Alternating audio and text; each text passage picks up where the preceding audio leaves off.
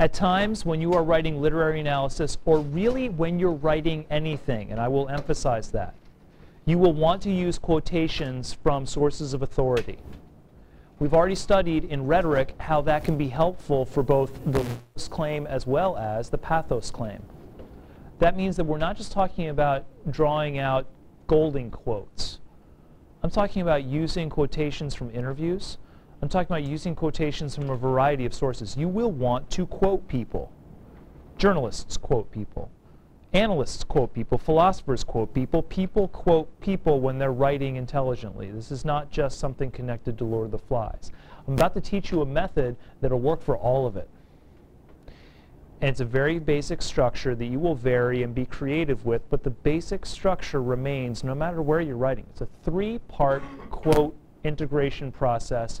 Integration means one quotation from somebody else is being melded in with your overall writing and claim. It starts with step one. If you have a quotation that you'd like to use, you must introduce it in your writing. You can't simply throw it in there. You must introduce by giving some important information that the reader needs to know who's saying it, where this quote comes from. You can't just throw a quotation in there. My favorite example of this, English 10 student a few years ago, writing about Lord of the Flies, middle of a paragraph with no integration whatsoever, no introduction, no anything. Suddenly I've got sucks to your ass, Mar. I knew it. Yep. You knew it, I'm sure. Right in the middle there. And I knew the student, I knew he did it on purpose just to be the person he is. But still, that's an extreme version of what many students do. They just throw quotations in there and expect me to know what they're talking about.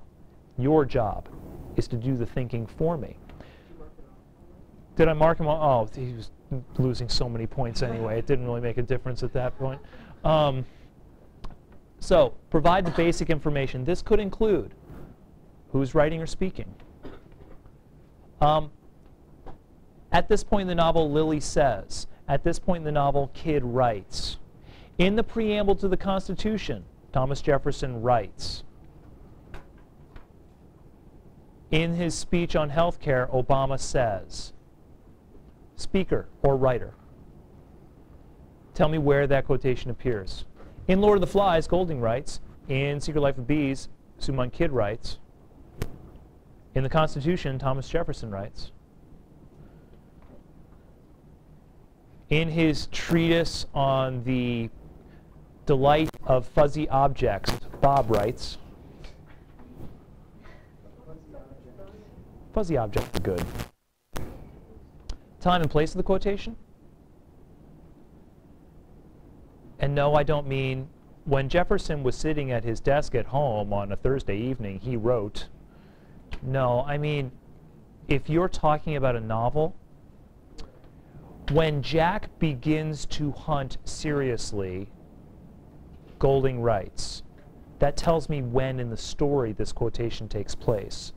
When Lily confronts T. Ray at the end of Secret Life of Bees, Kidd notes.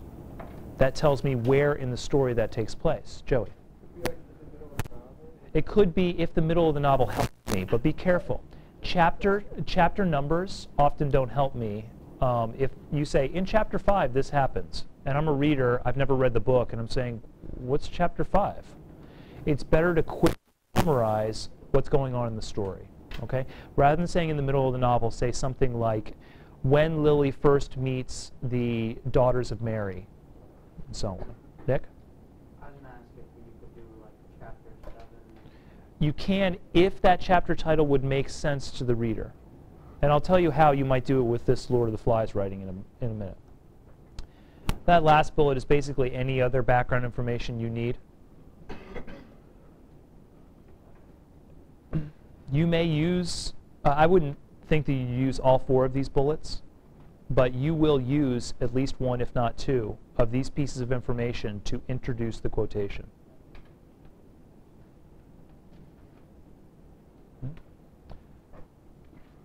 I need to move on. Don't scramble. That last bullet is basically anything else important.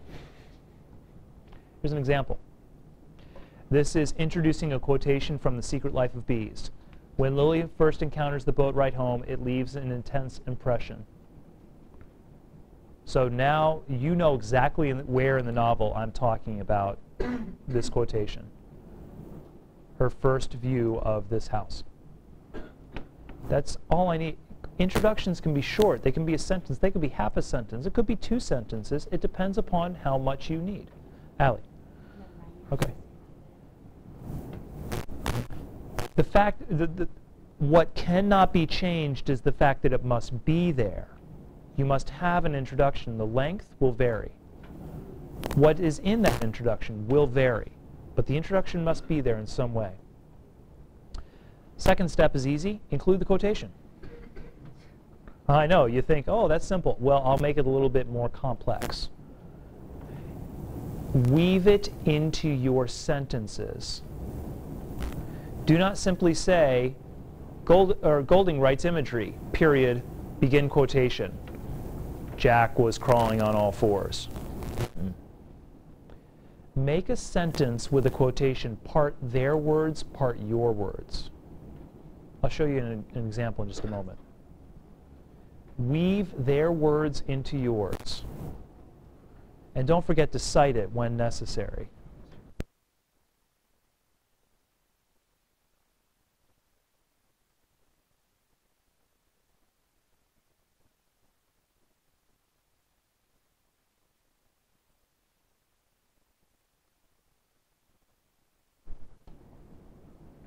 Okay, here's your example. Same language as before. When Lily first encounters the boat ride home, it leaves an intense impression.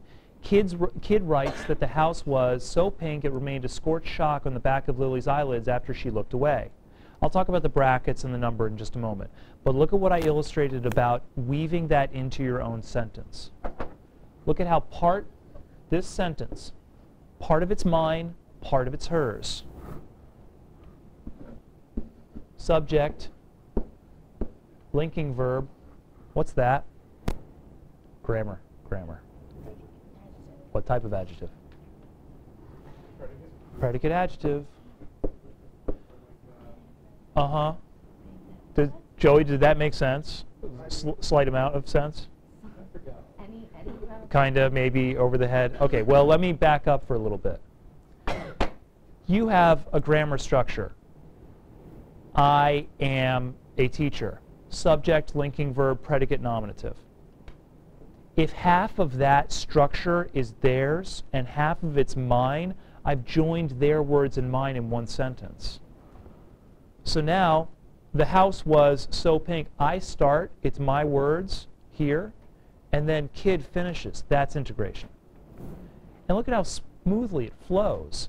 Kid writes that the house was so pink it remained a scorched, blah, blah, blah. You know what else I could do? Kid writes, comma, blah, blah, blah, blah. Something that easy. Now take a look at it grammatically, Joey. Kid is the subject.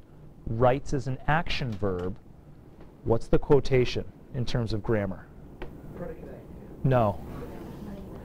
Writes is an action verb. What is the quotation? It's the thing being written. What do we call that in grammar? The direct object. My subject, my verb, her direct object. That's integration. That's making half the sentence hers, half of it mine. Yeah? When you do that, you almost treat the whole quotation as a word? Yes, the whole quotation is one big unit. The direct object. Yes, that's how I would treat it. Make sure that you're using only the number if you've already referred to the author. There's no need to repeat her name. You've already got it in there. The only thing that goes in an in-text citation is information that you don't already have. Period goes outside here. Anybody know why I wrote lilies in brackets? Kevin. What was the original word there? Correct. Now let's read it for a moment.